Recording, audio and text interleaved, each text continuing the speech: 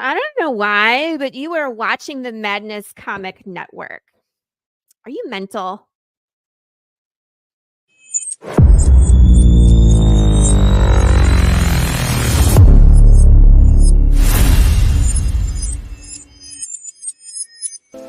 Who am I, you ask?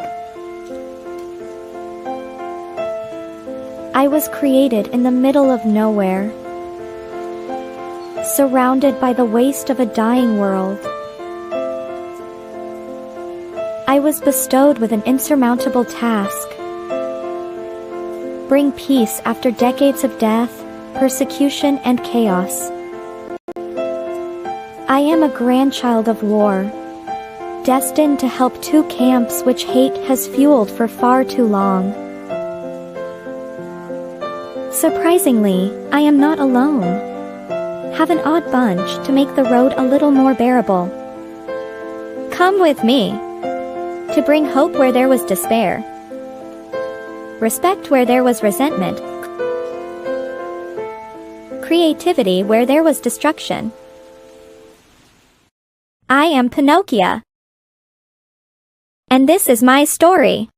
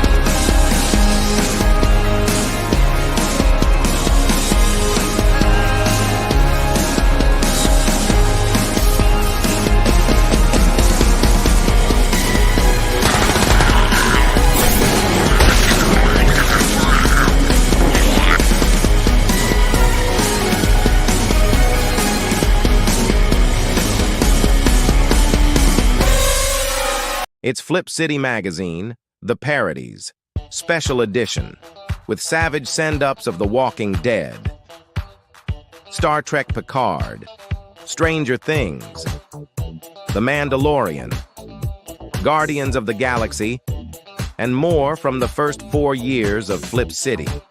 Get Flip City The Parodies free when you subscribe in print at flipcitymag.com. The world's best satire magazine, and never, ever woke. Hey, everybody, Dirk Manning here, the writer and creator of numerous comic books and graphic novels, including Nightmare World, Tales of Mystery, Brave But Not Dead, all kinds of stuff. And I am super excited for you because you are getting to watch right now, right this moment, out of all the things we're really going to be doing, you're getting to enjoy and revel in the Madness Comic Network. And that is awesome. Thank you for being here.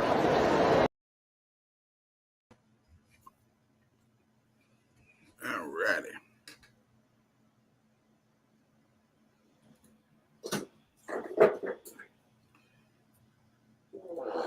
All right, folks. How are you guys doing today?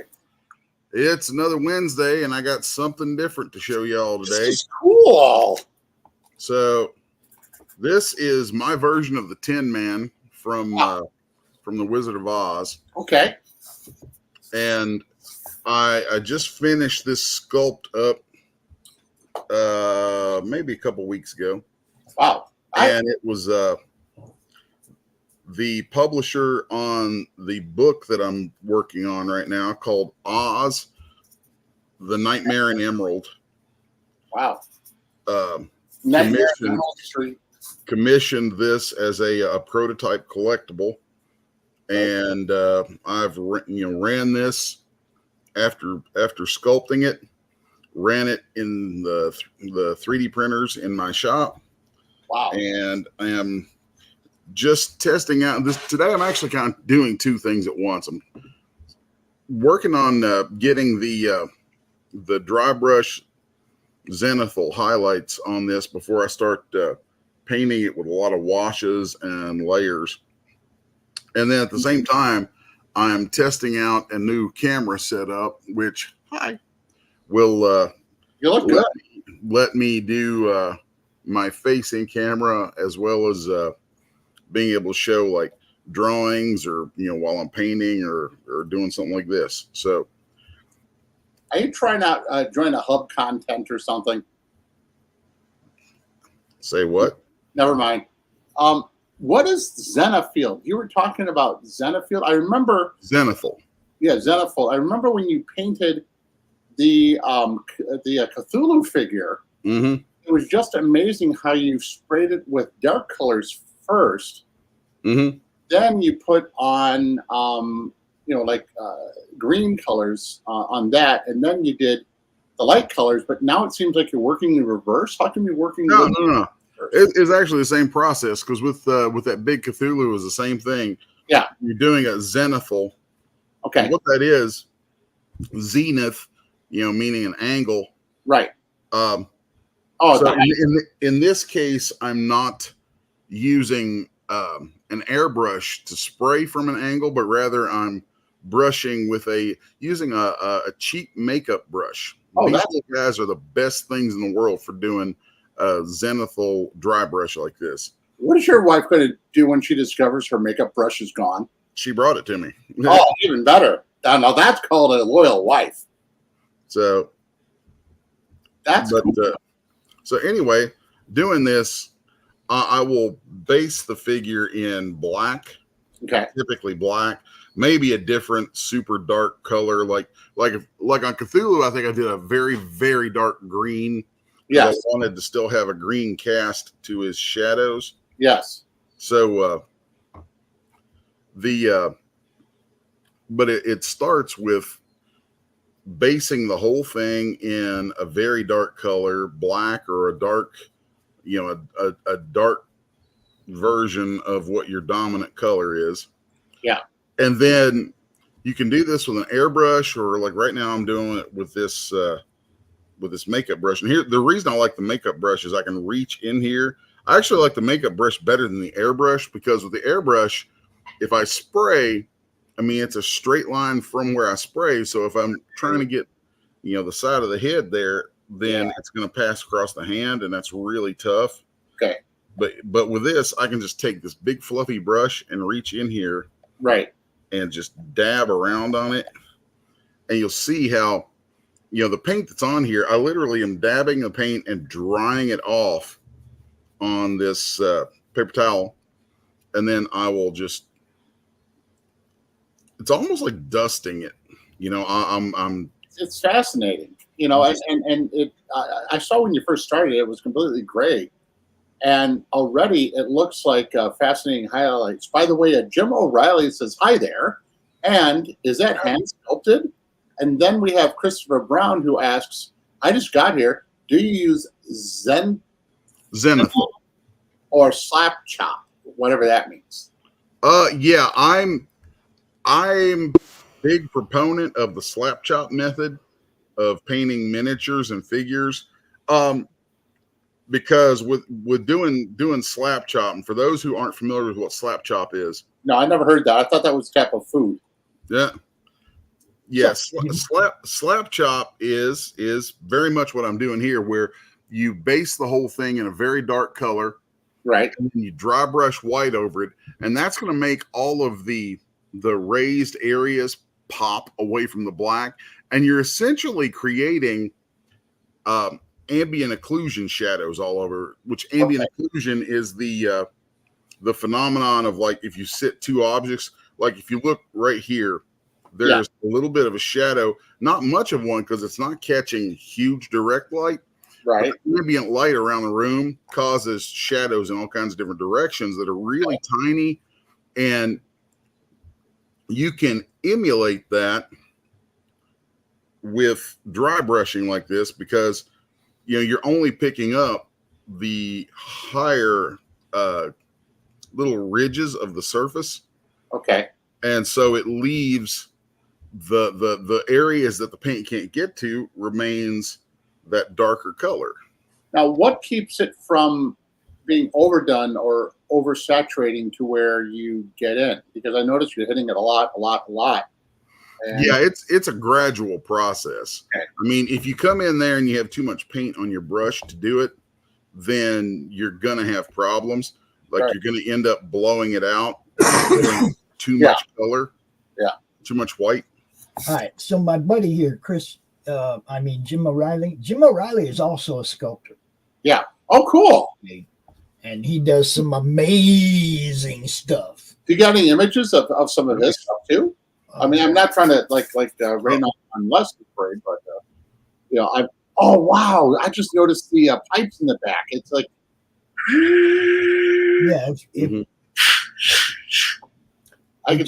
I'll tell you what I can do.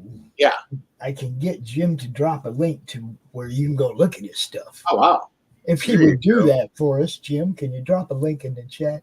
And Chris wanted to know, are standard paints or contrast speed paint? What are you going to do? Right. Also, there's a question: hand or was this hand sculpted? Hand sculpted, yeah.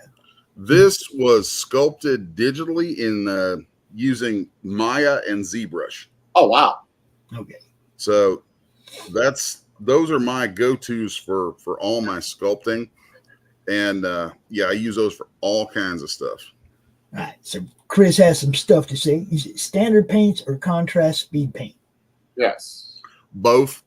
Yeah. I will come across it primarily with either contrast speed paints and washes. Mm. And then I'll use standard opaque paint to come back in at the very end and tighten up little details and things. Okay. And then he says he usually does the black, 2 shades of gray, and then a white, barely highlighting the top. Can you move the face towards the camera? I want to see the dude's face. Yeah, give me just a second. Yeah. He says, also, if you use beige or other colors for the slap chop, it gives really good contrast. Oh, yeah. But I have I am not the best painter of figures these days because I have to do it one-handed. And that really sucks. Like right now, I'm having to reach up here and put that left hand up here, basically just using it like a damn paperweight because it's very limited right now in its movement. For now. So that vastly limits some of my capabilities, and I'm having to come up with wild ways to get around that. All right, look, since Jim is being all Life. being all modest and shit, We like Jim. I'm out his Yeah, you ass. can show some of his stuff, guys. I'm out his ass anyway. Look at that guy. Yeah. Oh, that's cool. Nice. Oh, is that That's Jim O'Reilly? Yeah, that's Jim O'Reilly. is that sculpted out of green stuff? Epoxy something or whatever. Oh, okay. That's the Bog Witch. He did that. He does a bunch of stuff. Food stuff. Oh, nice. It looks Yeah, like that's super cool. Come on, show me some. There's Frankie. Damn. Oh, hold on just a second. Hold on. I'm gonna step away for just a second. Yeah. Because you got a Frank. Yeah. Yeah. We're gonna be very frank about this, right, Les? Hold on. Oh my God, this is great. I'll be right back. Come on, Jim. How far down I got to scroll to find other stuff? Jeez, You know, I go to his man. photos. That's what you do. You don't scroll down. You go to his photos. Invasive. Photos. Invasive. Photos and then Family and everything. That's invasive. comics too. Oh yes, he does everything. He's an amazing artist. Wow. See, I don't see no sculpts over here, dude. See, I gotta find his rates. Maybe hire him for some horror comics down the line. All right. Jim is an So- amazing artist all the way around. Basically. Here you go. Okay, Les is trying to I'll show. see you a Hold Frank on. with a Frank. Of course, this has Hold got all kinds of screw ups on the paint right now because it's not Oh, fully painted by any stretch. But I think my little light here might be just too bright for the screen. yeah, it is blowing it out. That getting better? Yes. Oh wow, look at that. He looks like a zombie. Oh, he's cool. Now he looks like the Hulk. And then, hold on, let's sit him over here. What would he be without her? Whoa. She's hot. That's cool. I love the flame here. You know, the shock. Mm-hmm. Yeah, Jim says he loves it. So apparently we are mutual fans of each other. That is very cool. Let me sit this over here in the basket. All right. I always wanted to get into traditional sculpting, but just honestly just never had the really the time to dedicate to it. Would you say Little Ben Grimm, Yeah. Grimm. right Just, there? it's a cigar and then it's perfect. Oh, nice. What Right. else do we got? What Wait, else do we got? Hold on. Yeah, Go back to yeah. Youngblood. What? There was like a Youngblood thing. Hold on. I want to check something out real quick. Go down slightly. Just slightly. Just slightly. Yes, he has feet. There's actual feet on the character. It must be drawn by somebody else. Or Yeah. Liefeld. They're all right. They're all right. Yeah, Liefeld paid somebody to draw feet. Liefeld. There's So one wait, for he you. starts up with a tinfoil? There's one for you Yeah, guys. that's usually what you're going to have for armatures under traditional sculpts like that. Right. You're going to have wire, and Yeah. then you're going to have balls of aluminum foil balled up and used to shape it, and you start slapping the clay on that. Oh my God. Mhm. Yoda. Oh, that Yoda is damn nice, dude. Yes. Go the Yeah. combination flowing to the water and Jedi. Let's see, Jim O'Reilly. Yeah. Mr. Jim, you should Friend Les. you should get in touch with me, dude. I'd love to hang out and talk sometime. There's a Skeletor for you.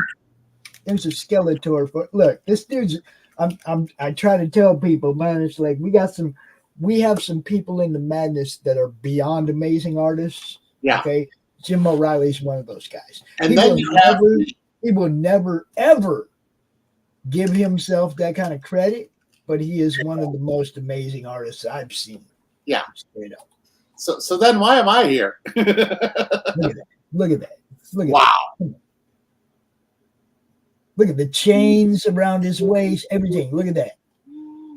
That is some detailed sculpt right there, guys. Amazing. That is damn nice. And he did a Spawn too that was fucking badass. That's what I'm trying to find is his Spawn. Now, does he oh wait, go back up. There's a Frankenstein. No, that's not his. That's Shiftlet Brothers. Okay. It still looks cool. Oh yeah. I'm trying to find his Does he Spawn. make molds Spawn of this? was They just so want- fucking badass. Do you Yeah, I know? like Hellboy, Jim, but Jesus. Oh, there's one for you. Ivan the Corpse. Oh wow, that's great. Backpack. That's riding him right there. Ivan the Wonderful Corpse. Oh, there you go. Oh, that's kind of a cool style for him. There's your Frankie, bro. Yeah. There's your Frankie. Nice. That's great. Yeah, we got to meet somehow someday. Oh, he comes out to the show sometimes. Yeah. Not near enough, but he shows up once in a while. Damn. Oh, look at that. Look at that. Oh. Okay, we got his. Oh man, that is so cool. I still ain't even found the one I want to show you. Damn it. Yeah, Another one. we're having fun. That's a Shefflet Brothers right there. That's not you. Oh my god, that's cool. Yeah, the Shiflet Brothers stuff is off the hook. Oh, the Hulk. They Yeah. definitely set a standard. I just love how Hulk is like the ultimate berserker, and I really loved how the Hulk was in the older days before they did the Banner has split personality, Banner has daddy problems, Banner has this problem. Where before he was this cool scientist, had a hot babe, she was all sharp and clever, and then he paid the ultimate price to try to save somebody. Oh, where'd it go? Come on. That's not cool. If I click on the link, I want to see what I clicked on. Damn it. Yeah. Come on. Where are you?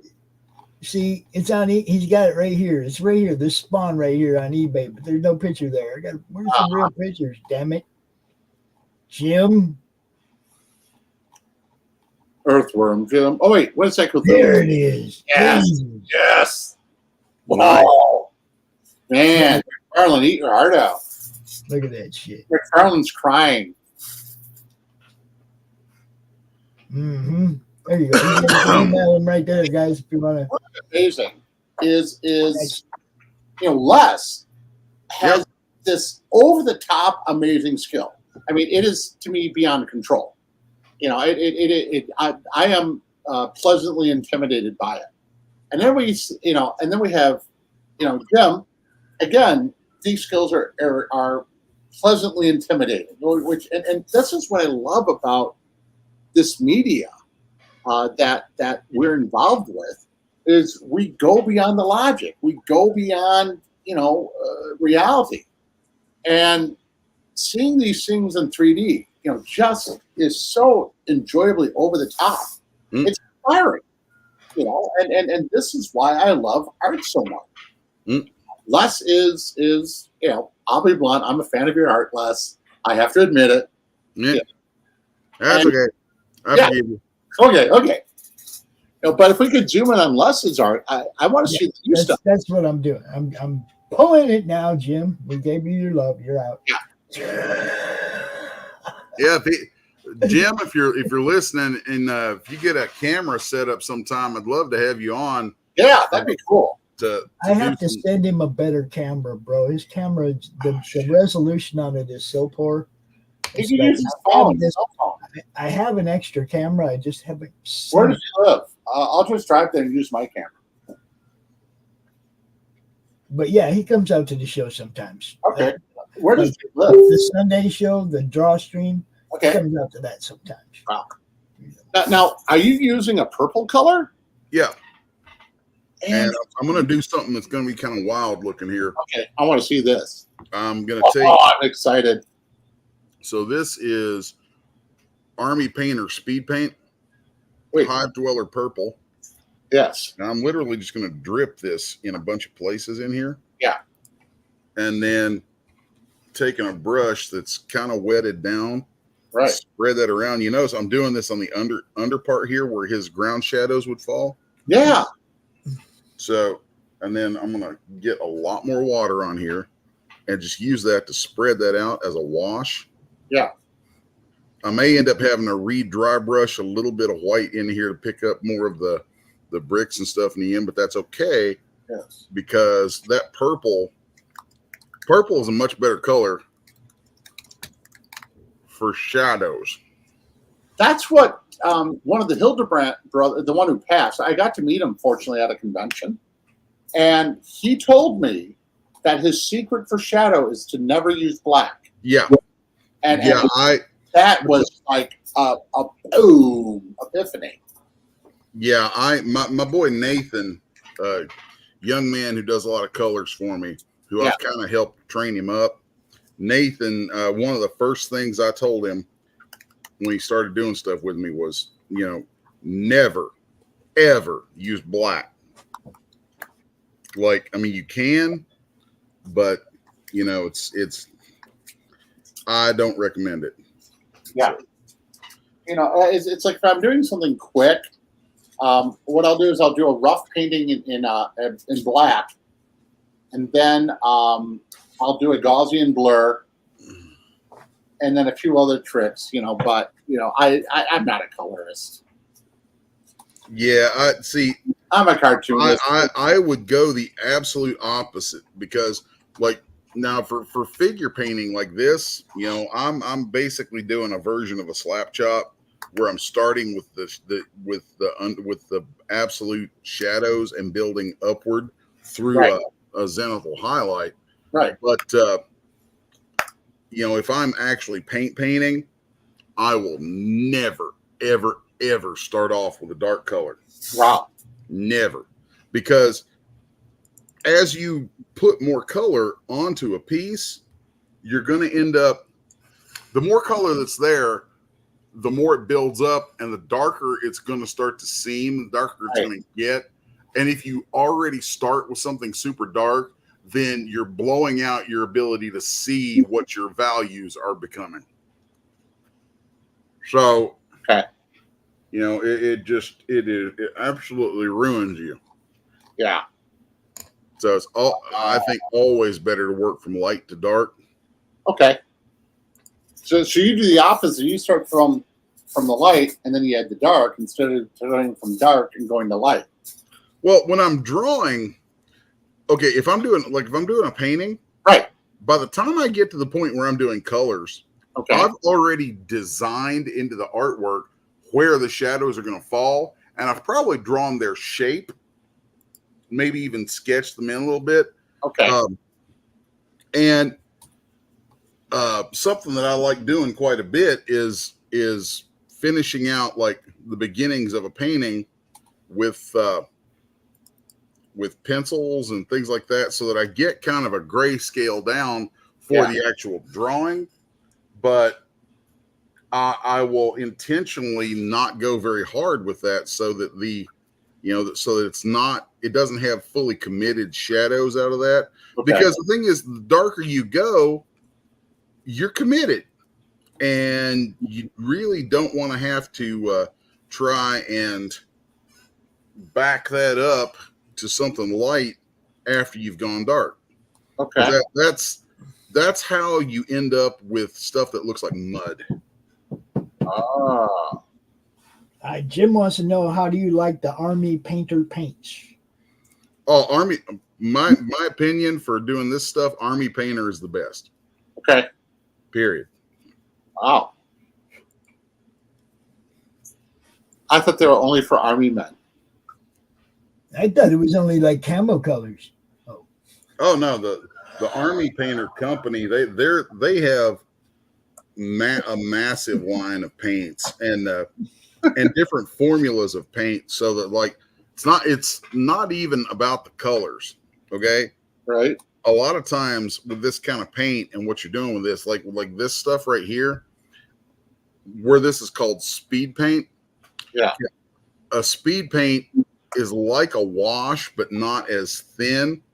So basically, like a wash is when you've diluted that paint down with water and maybe other solutions, so that it ends up able to flow on the surface. Now, Army Painter speed paints are formulated out of the bottle so that, like, if I put a little drop right here, you see how it spreads? Yeah. Well, it's got basically I think they use like a detergent in it that causes it to flow right a very specific way, so that it will tend to run off of high areas and into recesses. So it's viscous like oil. I don't think they use detergent because it's with bubbling.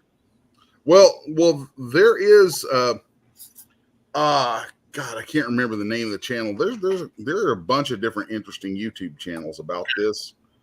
There's one guy who is an actual chemist. Yeah. Who gets into the chemical makeup of these paints and lays out all kinds of stuff. Like he actually will take a type of paint that he likes and then research what it's made out of and show you how to make it at home. Okay. So, and most of the time from what I've seen, it ends up involving tiny amounts of dishwashing liquid. Huh. Because if you think about it, that dishwashing liquid holds its viscosity. The viscosity of it allows it to kind of form up. You know, what's the word for it? The surface tension of the fluid is higher. Yes. Oh, I do have to leave because I do have that other commitment that happens at 11:30, a couple Wednesdays a month. So since we have had the time change, sometimes I will have to bow out. So I apologize. That's all right. Well, good, dude. Guys, thank you as always, and I'm going to check out. All right, later. See you, gentlemen. Have a good week. Do not go to commercial. I will be surgerying this weekend. Excellent. This weekend, I'll be having surgery. I have no idea what kind of condition I'm going to be in next week. So,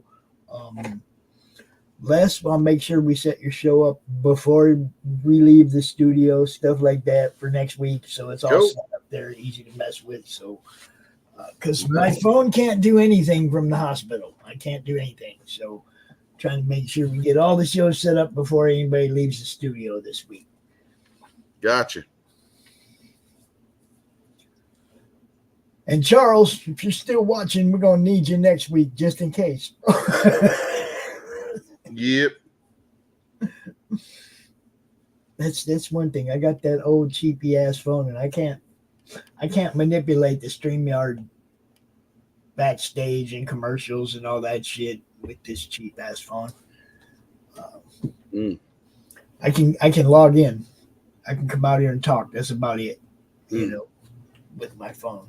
So I think I'm bumping my cameras here. So, like, you know, this is one of those times where, like, if my left hand were working, I'd be holding this and kind of turning it. And instead, I'm kind of having to compensate by, like, laying it down and stuff. And it's not optimal. You know, it's not what I want to do with it. But, you know, if there is one takeaway from this that I would say, you know, folks who've, you know, had an accident or something and, you know, found themselves disabled in some way, it's like, you can still do this stuff, you know? And I'm sure, you know, I've only been having to work with it like this for, you know, I haven't really done that many of these since having, you know, my issue come up. But, you know, I know that over time it'll get better. Like, both my issue will get better and the ways that I tweak things to be able to do this stuff will get better.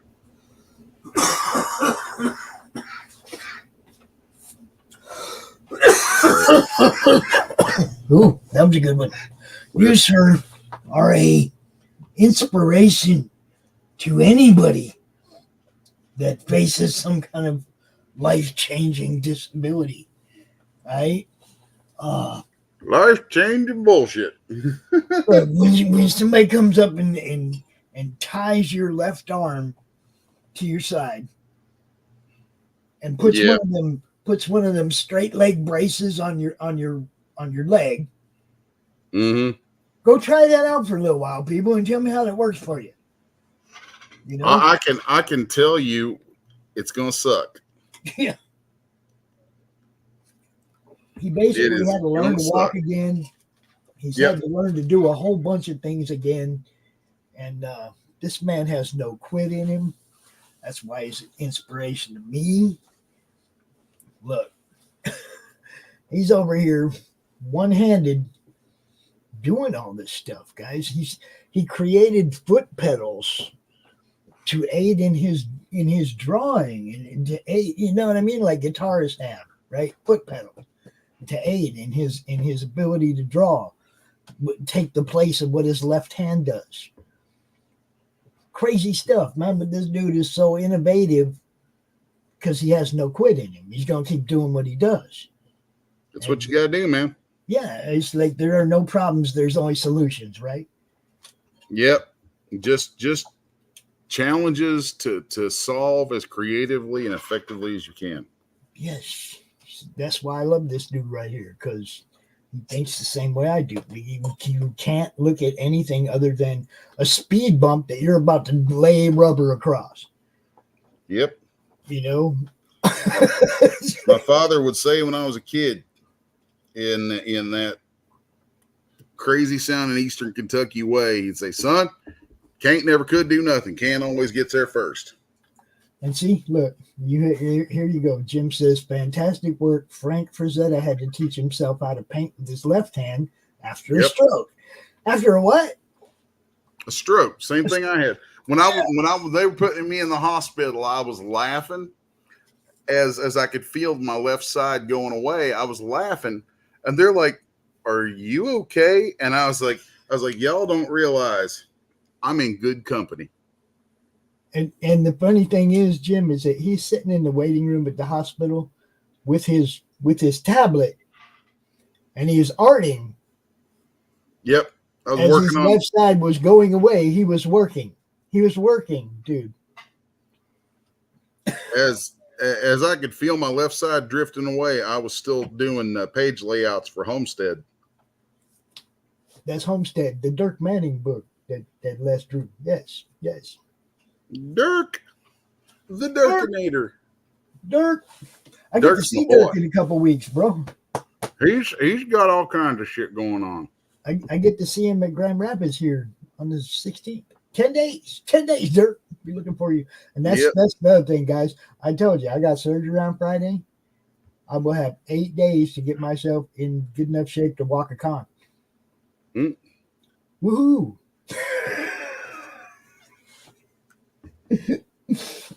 Yeah, I'm gonna get there. I'm gonna be like, Mark, you got one of them carts I can drive around?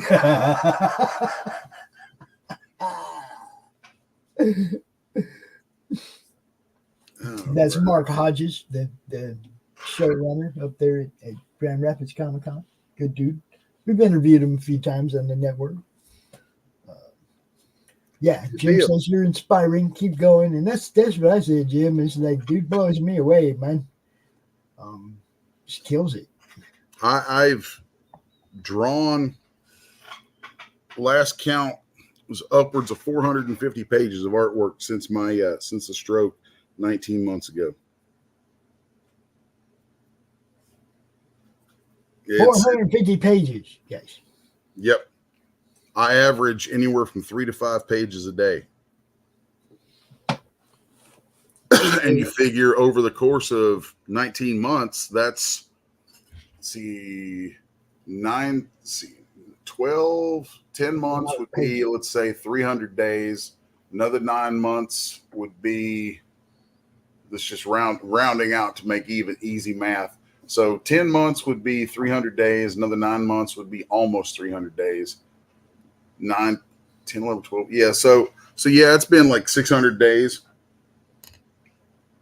So, at an average of 3 to 5 pages a day, most days that I work, and then taking off weekends. Yeah.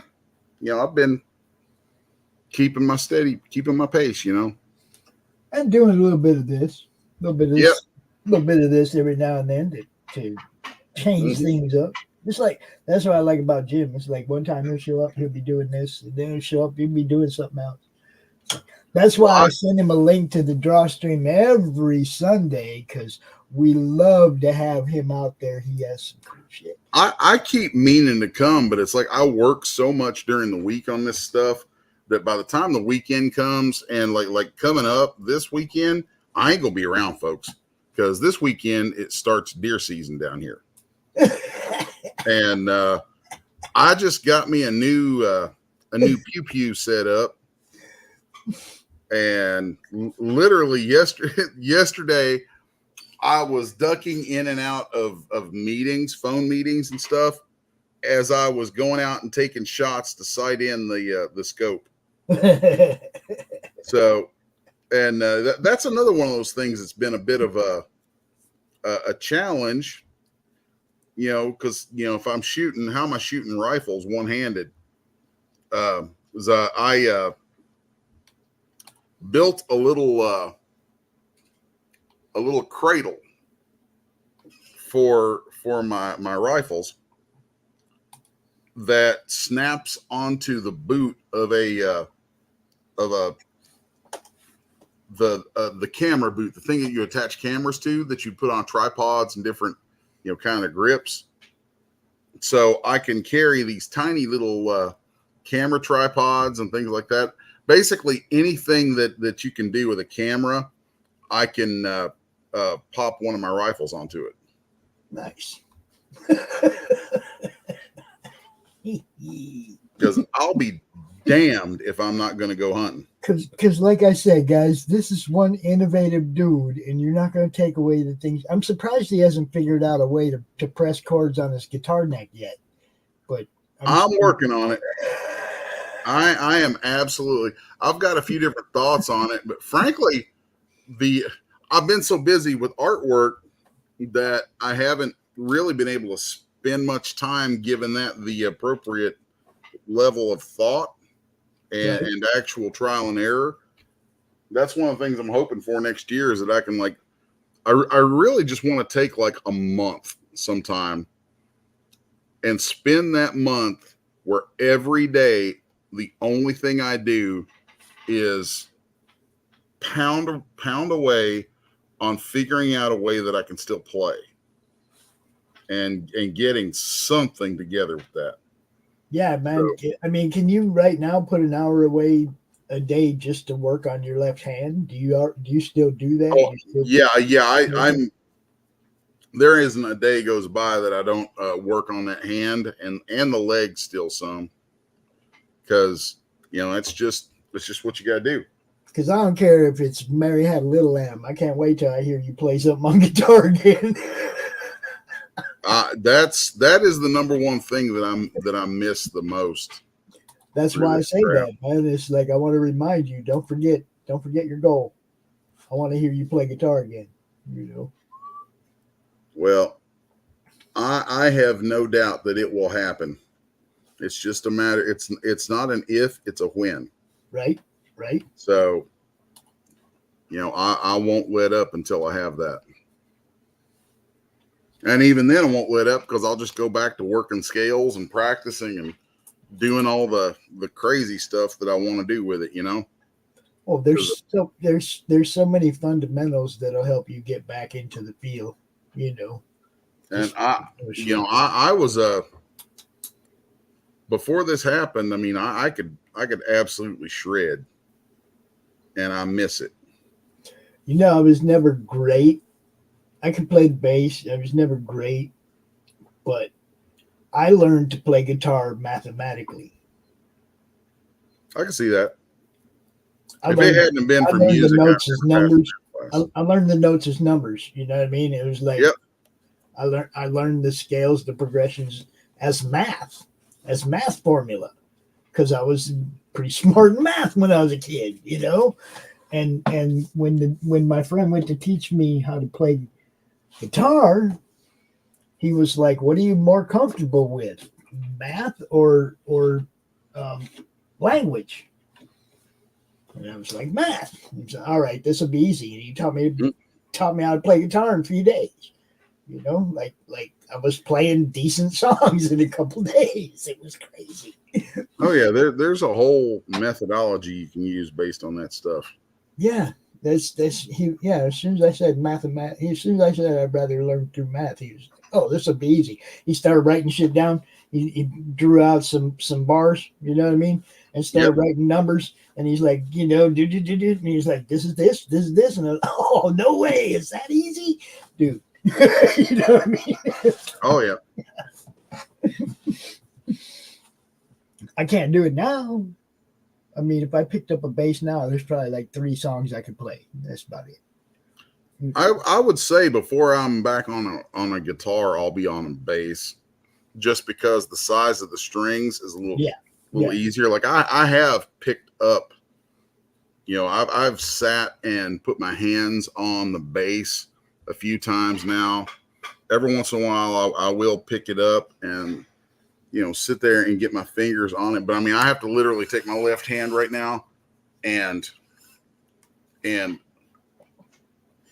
my right hand and manipulate these fingers, because like, can't even hardly see it here. Yeah, that's about all they'll move right now. So there's a lot of work to be done on that damn hand. It really, it's really upsetting to me when I stop too long to think about it. So I keep busy. Right. Keep busy and do what I gotta do. God knows I've got enough to do. Yeah, it's like I said, I'm just looking forward to that day. I know that day's coming. And it'll get here.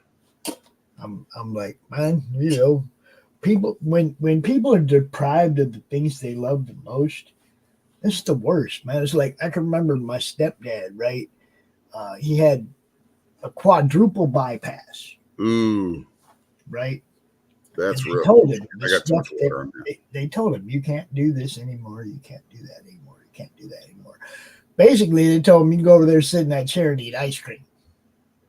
Yeah, that's basically what they were trying to set me up for. And I'm like, are you freaking crazy? You know, I think not. And it ruined him. You know what I mean? It was like, dude was he was in his 50s, still playing softball, you know, still bowling, still do the things he loved to do, right? Mm-hmm. And they told him you can't do that no more. And it was like, well, you take away the things somebody loves, you take away the things they love the most. It's like, and it's not like penalty takeaway. It's not like prison, something like that. It's like you just can't do it anymore. Oh yeah. No, it's it definitely will mess with you. It will just screw with your mind. And you know, it's the entire situation that I've dealt with this is just really bizarre for me. But you know, you can either accept it or not. And what's funny is in the damn hospital, they were like, "Oh, you know, you'll go through a process of acceptance," and I'm like, "The hell I will." See, no, that's for people who give up. That's for quitters. You know, it's like you can accept my dick as far as I'm concerned. I am not. You know, you have no idea who and what you're dealing with here. I got too much to do to accept anything that you're selling. Yeah. It's crazy, man. It's like with my stepdad, it's like they offered him more time, but no quality of life. You know, it's like, yeah, you can hang around more, but you can't do nothing you love anyway. You know, but you'll be here so your kids and your grandkids can watch you deteriorate, fade away. Wow. You know what I mean? Yeah. It's just. I think I've washed over enough with this. I need to let it dry for a little bit. Keep bumping my little light right there. So the whole point of doing that purple is to help it wash into and really define some of the shadows and little cracks and crevices on the sculpt. Pardon me, I got the brush in my hand. I want to sound like that. So I want to make sure that, see how just dabbing that in there and letting it run into the cracks helps delineate some of that.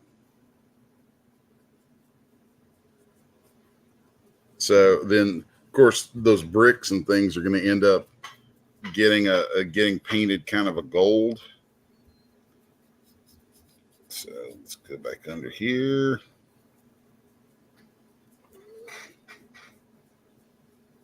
So I want to make sure that I don't completely lose all my highlights on this, but if I do, I can just dry brush back over it.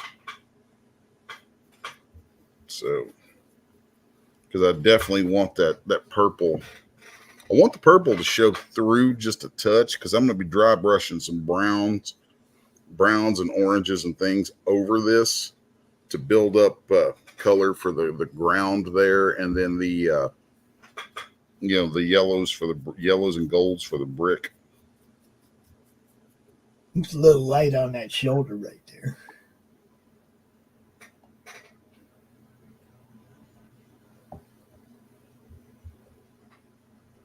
Now see where it's pooling up right here? I actually like that. I'm going to touch it just a little bit. But that pooling is bringing out some of the shape of that panel, and I really dig that. And then there's little things. It's almost like painting with watercolors, and I will let some of this stuff happen because those textures it creates will show through and will just bring out the metallic nature of this. Since I'm a glutton for punishment, I'm not going to be using metallics on this. I'm going to do just straight color to build up to get to a metallic look. And there's a term for that, and I can't remember it because brain farts. But yeah, I think this is going to be super sweet. Ghost Pepper over on Pilled, he says he learned drums cavemanically. Cavemanically, I like that. That's a good play on words, cavemanic. Yeah, I like it too. The creative people we know. Amazon, what's up? I see Amazon. That's a metallic look. And there's a term for that, and I can't remember it because, brain farts. But yeah, I think this is going to be super sweet. Ghost Pepper over on Pilled, he says he how's my voice coming back? What happened? Pilled just like turned on the fucking mic all by itself. Like, Word. I didn't turn it Word. on here talking to you. Word. Weird. All right. So I'm going to exercise a little restraint here and just let this dry. That's one of the things I don't like about it, because I'm such an impatient person that the whole waiting process really irritates me. No, not you. But yeah, I got to let this dry for a bit. Then the next thing I'll be hitting is the ground, then the bricks, and then I'll be dealing with him. And fortunately, I sculpted him with a lot of little surface details, and my 3D printers are pretty damn nice ones. And they get, very, very tight little details on things. So what that means is basically the more detail there is in the sculpt, the less work it is to paint it. Because you can, do so much more with dry brushing and washes. Makes my life much easier. And then, of course, there's, this other lovely tool, the wet palette. Wet palettes are important. And like, I don't know how anybody could stand to get into this stuff and not use a wet palette, because that Like I can put dabs of paint down on here on this. What it is, you've got a container and there's a tiny little bit of water in there and a little thin sponge. And it builds up moisture, and you have a piece of paper, like parchment paper, goes down there, and that's where your paint goes. But that paper pulls up that moisture and helps keep the paint fresh. So you can put dots of paint on there, do mixes and things, and then close it up. And I've had sometimes the stuff actually be good for like a day, where I just pop it back open and go right back to it. So, you know, it's a really useful thing. Whew. All right. Well, I think, God, I was planning on talking about the process and all that on this stuff, but, you know, it was kind of cool. We got Jim coming up, showing some stuff, and really happy with that stuff. And I'm going to sit here and try to fight this cramp I'm getting in my leg because, yeah. You and Jim are very much the same as far as range of talents and talent. I mean, you guys both can draw like a motherfucker. You can both sculpt. You can both do all kinds of cool shit, right? I think you guys should definitely hook up. Definitely get to know each other. I would dig that. It's nice every once in a while to meet, you know, folks who can hang with stuff and share a lot of different, you know, disciplines and so on, skills and whatnot. He's done some amazing comic books. You've done some amazing comic books. You know, it's like, yeah, kindred spirits up in here. This character right here, the book that this character is from, I am just in love with this book.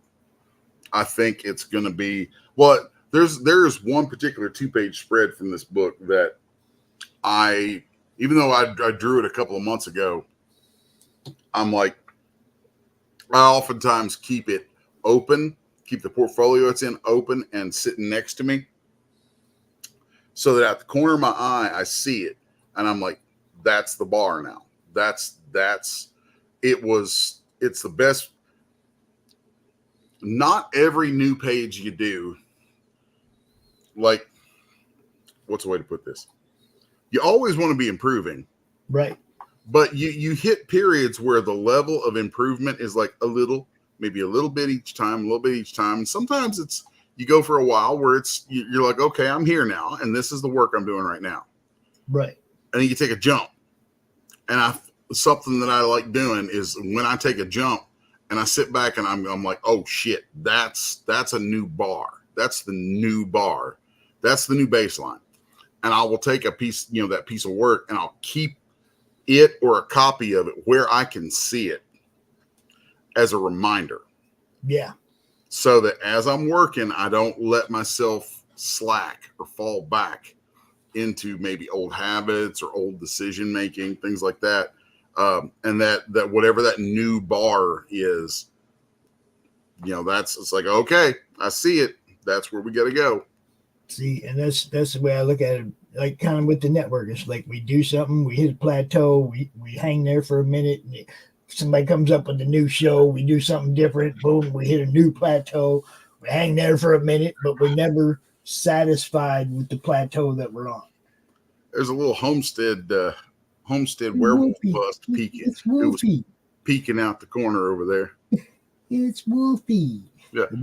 The werewolf. Now that I've got a little better camera set up in here and more ability to do some interesting stuff with my cameras, I may do a new shop tour sometime, because I think folks might really get a kick out of a tour of the digs here. The studio is I love it. It's my favorite place on earth is to be in this shop every day. I'm sure it's unique. Oh yeah, and with all the sculpts, I mean, because there's like a whole rack of shelves across the room from here that nobody ever sees. I think there's like 12. How many shelves are on it? 12 or 15. They're kind of thin. They're for smaller stuff, like all the miniatures and stuff I've done. And that's just packed full of stuff. And then there's shelves behind me. It's got tons of stuff. Yeah, it's kind of wild, man. I always get a kick out of it when there was a local kid who had a friend. So this kid, let me I don't want to out anybody's identities and all this, but I run a D&D game as part of a charity, right, called Dice Alliance, and once a month I run this D&D game for these kids, and they love it. It's been going on. I've been running the game for over a year now, and it's great. And one of the kids, I mean, these kids, you know, it's we were there to give an outlet to kids who might not be in the greatest situations. And so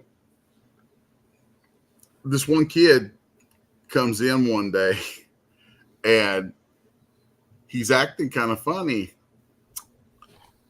And he says, you know, I've got a friend who was reading this book. And I'm probably getting the story all screwed up because I'm tired. But he's like, yeah, my friend showed me this book called Apocalypse Girl. Is that you? And I'm like, yeah, that's my book. Yeah. And this kid just lost his shit, man. It was hilarious. And he's like, oh my God. He's like, that book is badass. Blah, blah, blah, blah. Says all this cool stuff and all that. And I know this kid doesn't have the money to buy it. Right.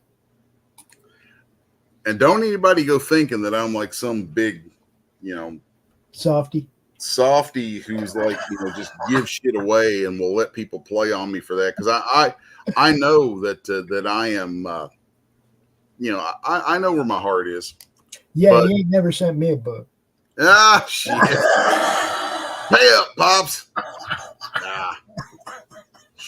Nah, this kid, I just happened to have a loose copy of the book on me. And I mean, the kid it was funny. And so I pull out a copy of it, grab a pen, sign it, and I just hand it to him. And this kid about shit himself. And it was so wild. You know, I don't think I've ever done this before, like, and been serious. But if you would do me a favor and sign a copy of Homestead and send it to Dirk and tell him that to give it to me at the con next week, that'd be so cool. I will definitely see what I can come up with for that. I mean, it's 10 days from now. 10 days? Yeah. I don't expect you to do it. I've actually got a big package of stuff that I have to send to Dirk that is all Homestead related. So I think I could probably make that happen. That would be super cool. And I might have something to offer in return. I might. You never know. Well, yeah, I think I can make that happen. Man, this stuff takes a minute to dry. That sucks. But yeah. I mean, it was really neat with the kids and all this stuff. And so, anywho, when it comes to that kind of shit, I'm a kid too, bro. Yeah. Tell you. What can I tell you? I am looking at the time, and I'd say it's about time for me to be heading off down the dusty trail, y'all. A dusty trail.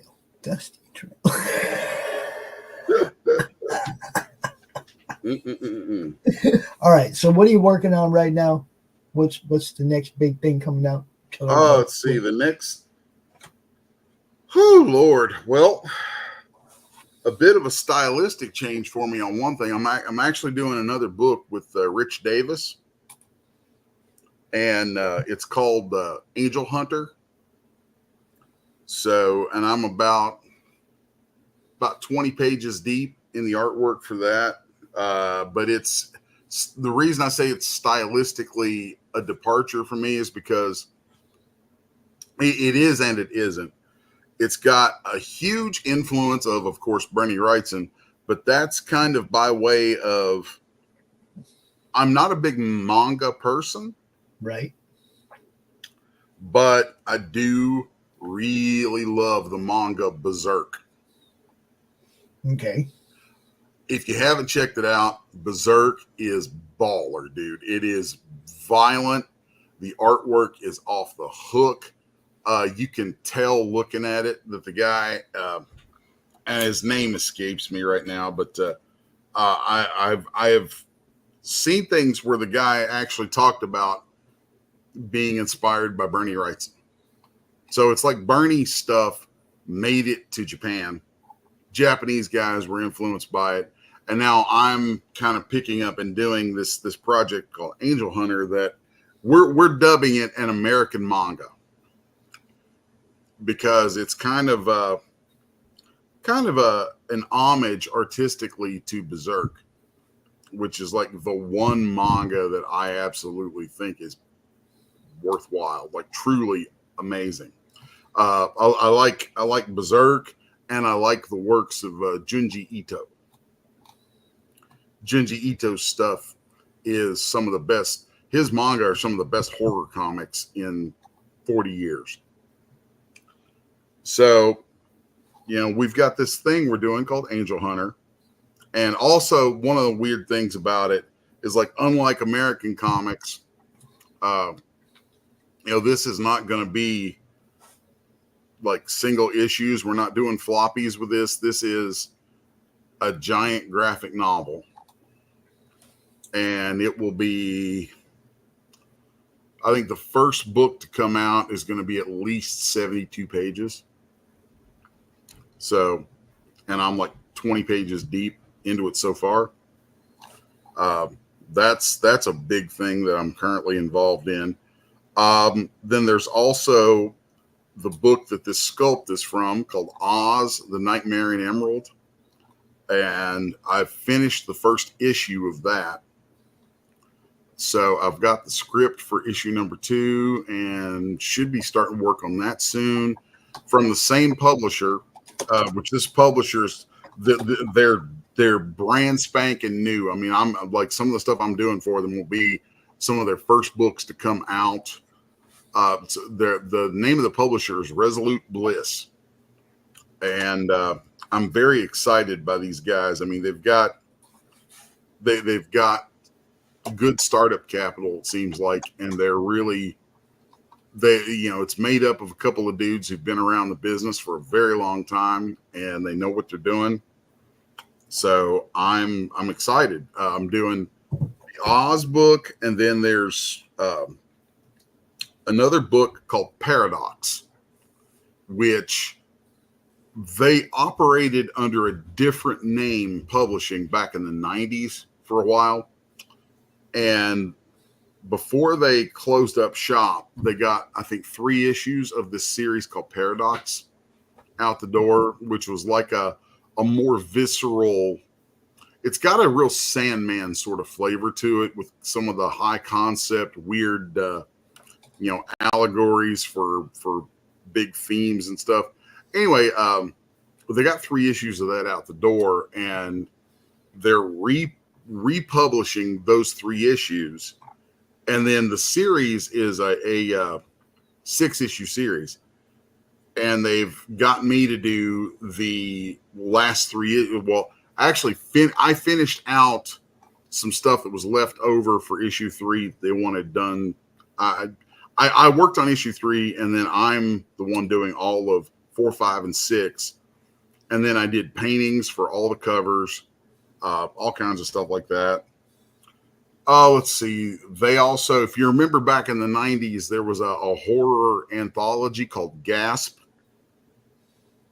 They're relaunching that, and the first issue of that is going to have a story from in the setting of Apocalypse Girl.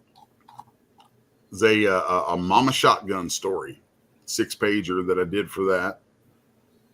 What else? Let's see, I've still got the Elizabeth Bathory book that I'm doing for Charles's pub, because folks, who see, Mr. Chucklefuck on here on a regular basis, love Charles to death, may not realize Charles is actually a publisher.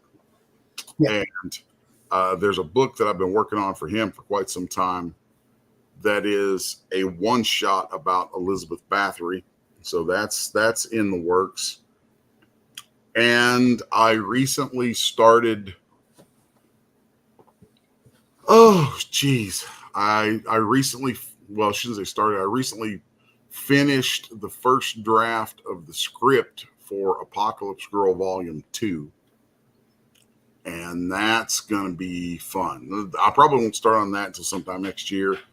And in the last week, I finally finished the last few pieces of artwork for my H.P. Lovecraft inspired tarot deck. Now you see, people, you see how easy it is to get somebody to extend their show another 10 minutes. You just ask them to talk about themselves. I've got that's easy to do, is because I've got so much stuff going on. Let's see. Coming up this weekend, I'm doing a 1-hour seminar and tabling at the this thing called McCrack Con, because we're in McCracken County, Kentucky, which is where the city of Paducah is at. So the Paducah Public Library is doing a little comic book show, and I'm going to be doing a speaking thing there and tabling and stuff like that. The charity that I mentioned earlier, Dice Alliance, we're also set up there with that. A bunch of stuff going on there. That's going to be fun this weekend. And then, God, oh my God, I'm so busy. Tomorrow we're taking a huge shipment of the contents of my shop, my studio, to the Paducah School of Art and Design, where their 1,200 square foot gallery is going to be given to me for a month. Nice. So I'll have my first public gallery showing starting the 14th of this month, and it'll run through December 12th. So if anybody is in the Southern Illinois, St. Louis, Missouri, St. Louis is, I think, maybe an hour or two away from Paducah. If you're anywhere within a good drive of Paducah, come on out and see the gallery. Okay. It's going to be wild. You went and got my wheels turning.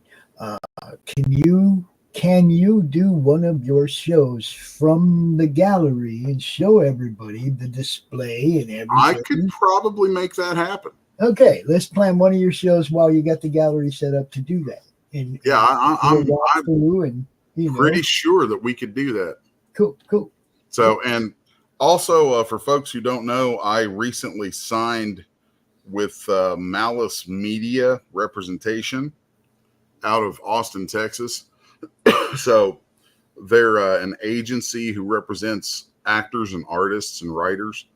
So I've got a deal with them where they are representing me and helping promote my intellectual properties, try and sell them to, license them for, games, film, whatever. They're also doing booking for me through a lot of the convention circuit. So next year, whew. All right, the other day we were talking, and it's looking like next year I'm going to be doing no fewer than 1 to 2 shows a month, probably about 2 shows a month minimum, and maybe more. All right, just put Grand Rapids on the list. We'll do that. I'll seriously pass that on over to them and get you to shoot me some information I can pass to them sometime. We'll make that. Dirk can tell you all about it. He goes there every time, right? He goes there every year. But yeah, if you come up and table next to Dirk, that'd be cool as hell, man. I'd hang out with you guys all day. Oh, that'd be great. Well, on that note, y'all. Yeah. We're going to sign off because it's time for me to get some lunch. Yep. I'm going to play a whole bunch of trailers because we got a whole bunch of friends. Cool. Peace, everybody. Next week, y'all.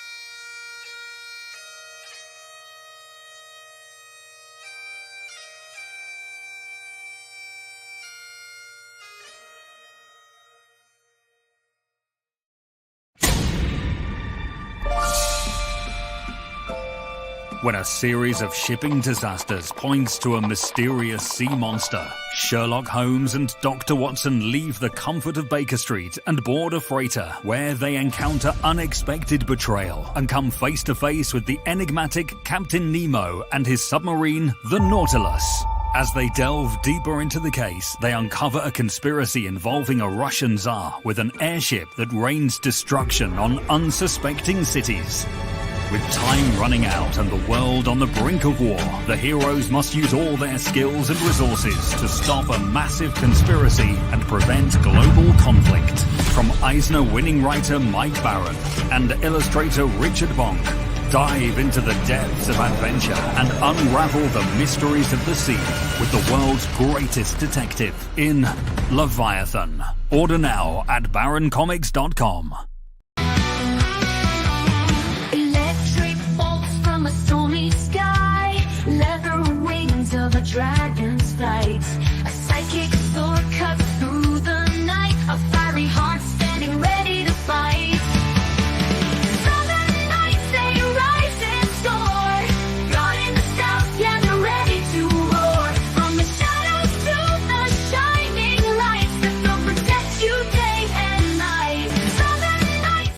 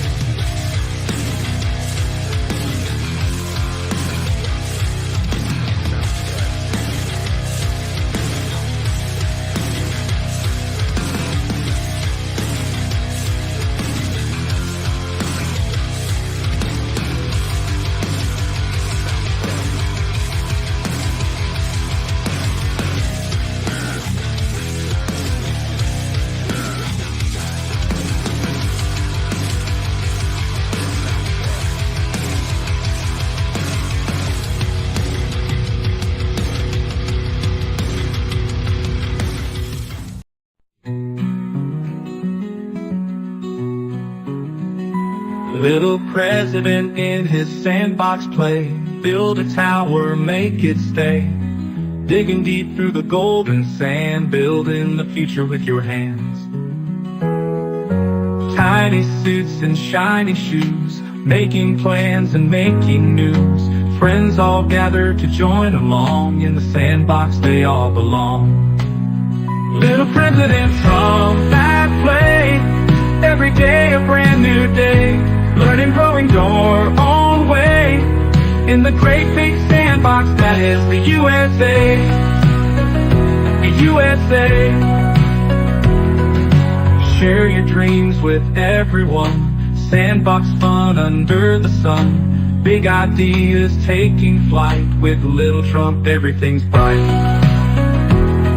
Dig a moat, build a wall, in the sandbox he stands so tall. Dreamer dream, builder build, Little Trump your heart's fulfilled. Little President Trump that play, every day a brand new day.